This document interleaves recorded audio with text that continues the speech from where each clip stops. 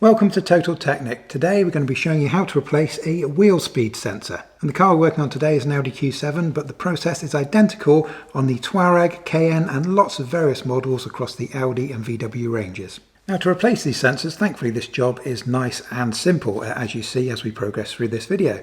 One thing to note is you can leave your wheel in place, so that makes it extra easy. So you're going to have to jack up the corner of the car that you're working on just to gain access, but you don't normally need to remove the wheel. And we're going to be showing the change on the front, but the process is identical for either the front or the rear. And when it comes to buying your replacement sensor, there's one very important factor that you need to realise, and that's that these sensors are sided. So there's two versions of this. There's one version that goes on the left-hand side of the car and one version that goes on the right. And it doesn't matter whether it goes on the front or the back, so if you've got a replacement on the right-hand side, the same part will fit either the front or the rear as long as you buy the right-hand side version. But it is important to remember there's two versions for left and right. And thankfully these are actually quite cheap to pick up. You can buy these on Amazon for about $15 to $20. And we did actually even see a complete set of 4 of these on sale on Amazon for $30. And we will add some Amazon links for these into the video description below. So if you do need to buy one of these, please be sure to help support us here at Total Technik, and please be sure to use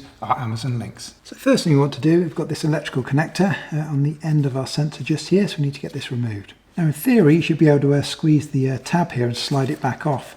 However, these sensors are kind of quite weak. You see how much flexibility I've got on that because they're only made of plastic. So I'm a little bit worried about damaging it, especially if it's been on a little while, so they tend to get kind of stuck on. So an alternative way is to grab a hook tool, and I'll show you how this works in just a moment. I'm going to hook that in down in the front of the plug, just in there. Just give it a bit of a wiggle, and that should be removed like that. And so what I did with my hook tool there, actually just brought it up into the front of the plug there. And what you're actually doing is that's got a little tab that moves up and down, and that's what you need to move to be able to release it.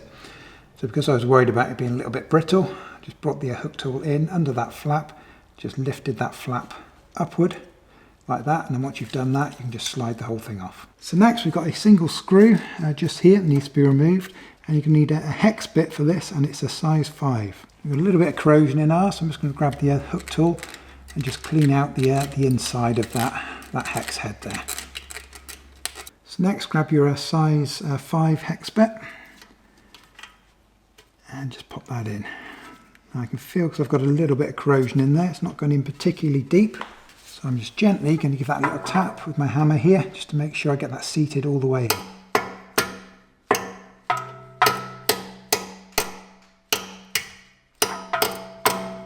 And the reason for that is just to make sure that the bit is as far into the head of the screw as possible, because just in case there's a little bit of corrosion or that screw's a little bit sticky, what I don't want to be doing is rounding off the inside of that head. So by hammering that bit in as deeply as I can, you're minimising the chances of that rounding out. And this should only be in by 8 Newton meters, so it shouldn't be very tight at all.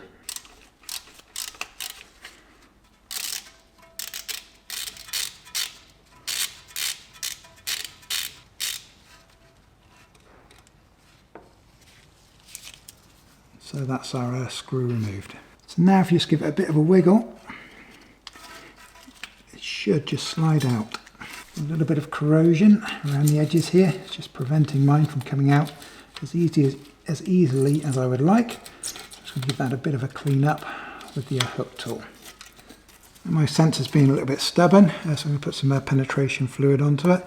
What I'm using here is plus gas, but you can use liquid wrench or even WD-40. Anything like that.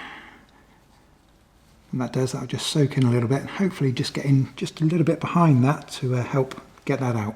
So just carefully grab your sensor, give it a bit of a wiggle and pull him straight out. So there's the hole along with the screw hole for our speed sensor. It's a good idea just to give it a bit of a clean up with a wire brush before you install the new one. It's always a good idea to put some grease on these sensors before you put them back in, around this part that sits in the hole. Try and avoid getting it on the tip of the sensor there, and also a little bit on the underside here just to stop it binding. Now the Audi Workshop Manual recommends that you use polycarbamide grease. However, most types of grease can be used. I'm just going to use a standard brake grease here. This is good because this can be used safely with plastic and rubber components and is non-conductive as well. So just a standard brake grease is a good option. Just before you get it on the tip of that sensor, you only need a little bit. And then just carefully put the sensor back into the hole. Make sure it's seated nice and flush. Next, just pop the screw back in and just get that snugged up. The official torque on this is only 8 Newton meters, so you really don't want to do it very tight at all. Just basically till it stops, don't put any excess force on it.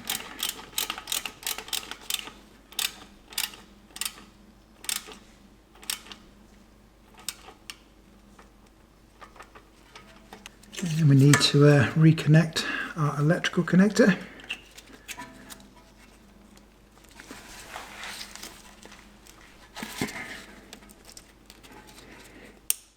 Make sure it clicks in.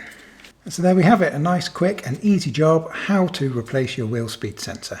If this video has been helpful for you, can we ask a quick favour in return before you leave us? Can you take 1 second out of your busy schedule just to be sure to hit that like button for us? It really does help us out. And likewise, please be sure to check out our YouTube channel and also consider subscribing. We've got loads more great Audi and VW content just waiting for you to take a look at. We appreciate it. We'll see you on the next video.